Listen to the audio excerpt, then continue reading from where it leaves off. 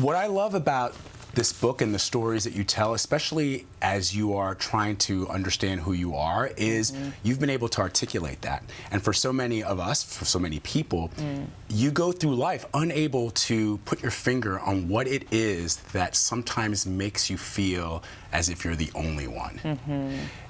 Tell me about the journey from where you were asking questions of yourself to the point where you were able to articulate it in this book that is going to provide a roadmap for so many people. It's such an interesting question because I don't know where that inclination to tell the truth comes from. But I know that it's been in me since I was a child. Like I think I was always a journalist. And I think the spirit of a journalist is really the spirit of a truth teller. We want to find the truth. We want to share the truth. And that's what this book is about. It's about telling the truth in an age where we live in sound bites. And we're all scrolling social media, and we're all perpetuating and scrolling through lies, and essentially. I mean, I think there's a lot of good that comes with social media.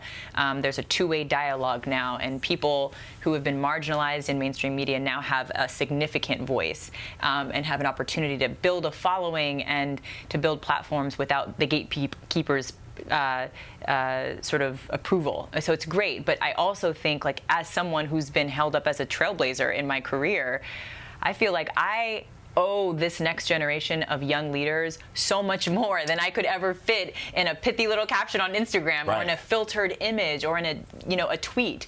And I think that we do a disservice to the next generation and to each other when we only see the headlines and the highlight reels, when there's so much more to anyone's success story than ever really gets shared. And I think the stuff that the underside of the dream realized, or the harder stuff, is I actually think that's where the magic lies. That's where the universal lessons are. And I know when I was in my 20s coming up, I wish that I had this book or a woman in my life who could really tell me what her experience was so that I could learn from it. And I feel like my job, if you're gonna call me a trailblazer, my job is to make sure that that trail has signposts along the way that make it so much easier and less confusing and isolating for the next generation that's coming up behind me, and even for other women who are coming up with me.